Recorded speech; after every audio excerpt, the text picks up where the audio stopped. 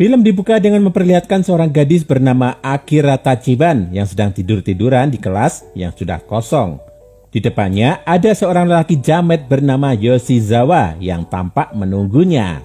Saat Yoshizawa sedang asyik berbicara, tiba-tiba Akira telah menghilang. Ternyata Akira sudah berlari pulang. Sayangnya di tengah jalan ia terjatuh dan ia pun terbangun di kelasnya. Rupanya semua itu hanyalah bayangan Akira. Scene lalu berpindah pada Akira yang sedang mengikat rambutnya. Dan itu sangat damage di mata pria. Rupanya Akira tengah bersiap untuk memulai pekerjaannya di sebuah restoran. Karena kecantikan Akira, semua mata lelaki pun tertuju padanya. Namun Akira nggak mempedulikan mereka dan tetap memasang wajah datarnya. Saat Akira kembali ke dapur, ia melihat seorang om-om yang tampak ramah pada pelanggan. Rupanya orang itu adalah manajer Akira yang bernama Masami Kondo. Tapi kita panggil saja dengan sebutan Pak Manajer.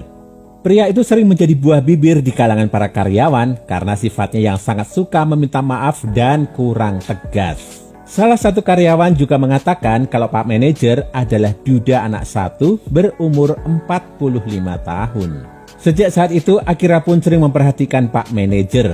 Padahal di tempat kerjanya itu, ada koki ganteng yang juga menaruh hati padanya. Koki bernama Kase itu juga sering membuatkan sandwich untuk Akira. Saat Akira makan di ruang kerja, tiba-tiba Pak Manajer datang. Akira pun menatap punggung pria itu dengan tatapannya yang mematikan. Duh, jomblo pada kuat nggak ya kalau ditatap kayak gini? Lalu Akira menyerahkan jadwal kerjanya pada Pak Manajer. Akira juga menanyakan ID lain milik pria itu. Tapi karena pria itu nggak punya, Akira pun pergi. Sepulang kerja, Akira melepaskan kaos kakinya dan terlihatlah bekas luka yang cukup panjang di kakinya. Esoknya Akira terlihat lebih ceria dari biasanya. Bahkan sambil tersenyum, ia sampai menggambar seorang pria di bukunya. Saat bel berbunyi, dua orang siswi datang menghampirinya.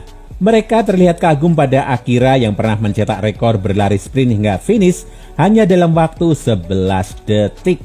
Ketika sedang bekerja, rekan Akira bertanya padanya soal lelaki yang ia suka.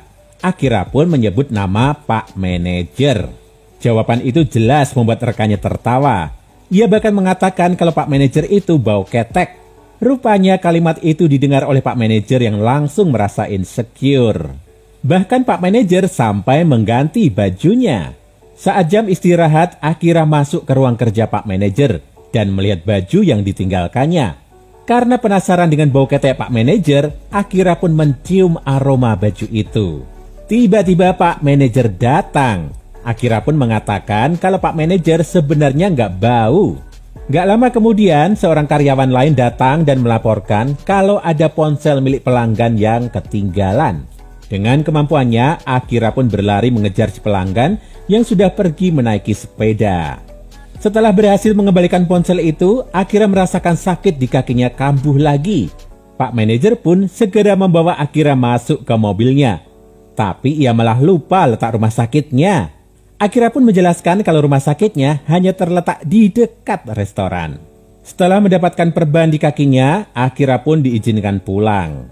Di rumah, Akira yang terlanjur baper pun kembali memikirkan Pak Manajer. Ayo, cowok-cowok jangan pada salfok ya. Walaupun masih muda dan pink, ternyata Akira malah menaruh hatinya pada seorang duda tua. Esoknya ketika Akira sedang berjalan-jalan, ia bertemu dengan Pak Manajer. Ternyata Pak Manajer berniat ke rumah Akira untuk meminta maaf pada ibunya. Tapi karena ibunya nggak ada di rumah, Pak Manajer pun mengajaknya makan di restoran. Keduanya pun berbincang seru. Pak Manajer juga menunjukkan trik sulap padanya. Seketika Akira pun teringat pada masa lalunya.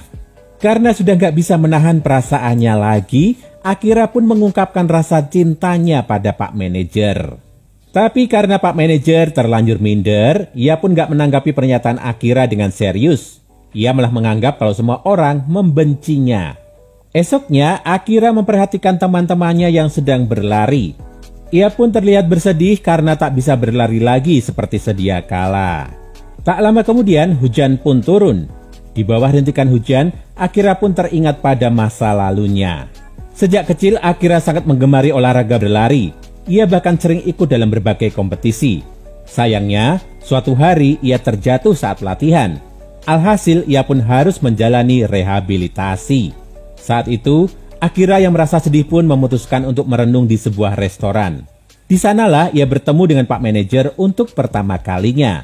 Pria itu menunjukkan trik sulap padanya dan menghiburnya. Singkat cerita, Akira pun mendaftar sebagai pegawai magang di restoran itu. Kembali ke masa kini, Akira yang kehujanan pun segera menemui Pak Manajer. Ia pun kembali meyakinkan pria itu perihal perasaannya. Setelah mengatakannya, Akira pun pulang, meninggalkan si manajer yang masih termenung. Saat pulang, Pak Manajer melihat sebuah berita tentang pencabulan yang dilakukan oleh seorang manajer kepada pegawainya yang berusia 17 tahun. Pak Manajer pun dibuat kaget karenanya. Esoknya, Akira menuntut jawaban dari Pak Manajer. Namun sebelum pria itu menjawab, dua teman Akira datang.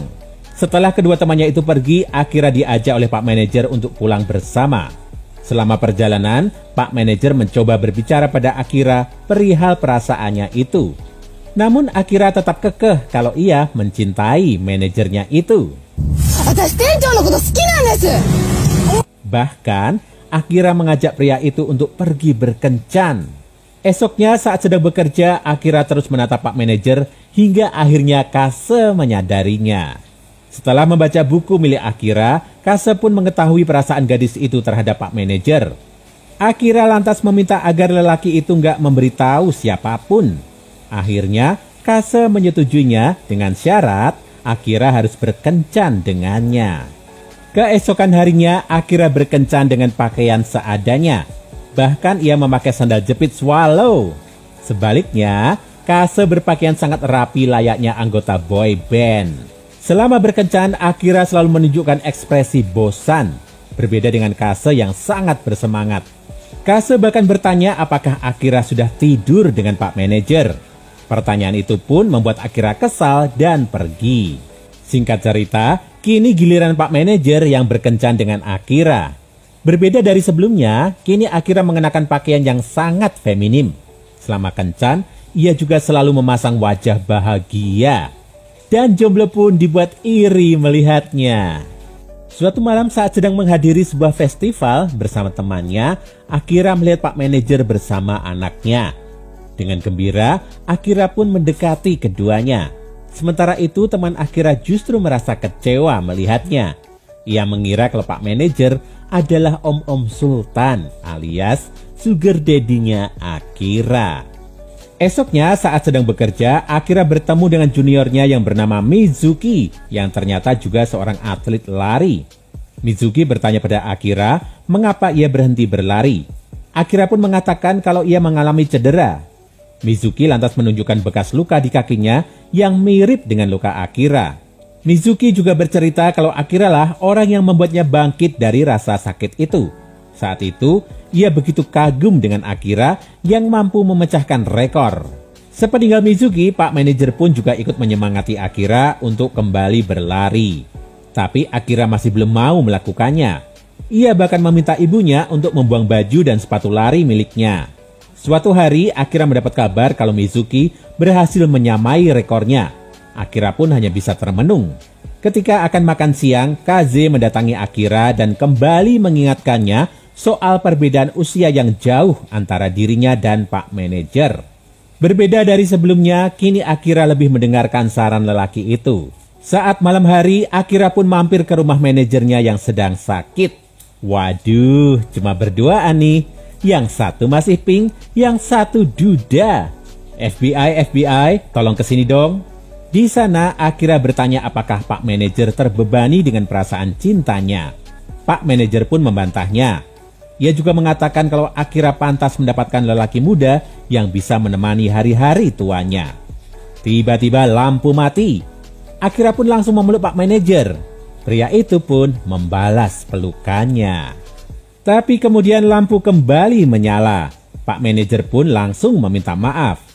Esoknya Akira mengajak anaknya Pak Manajer berlari di pinggir pantai. Pak Manajer pun mengatakan padanya untuk berhenti bekerja dan kembali melanjutkan mimpinya sebagai seorang pelari. Mata Akira pun mulai berkaca-kaca. Beberapa minggu kemudian Akira sudah bergabung dengan ekskul lari di sekolahnya. Ketika berlari, ia nggak sengaja bertemu dengan Pak Manajer. Keduanya pun mengobrol sebentar sambil menceritakan kehidupan masing-masing. Akira bahkan menangis saat meminta Pak Manajer untuk saling berkirim pesan. Pak Manajer tertawa mendengarnya. Dan film pun berakhir.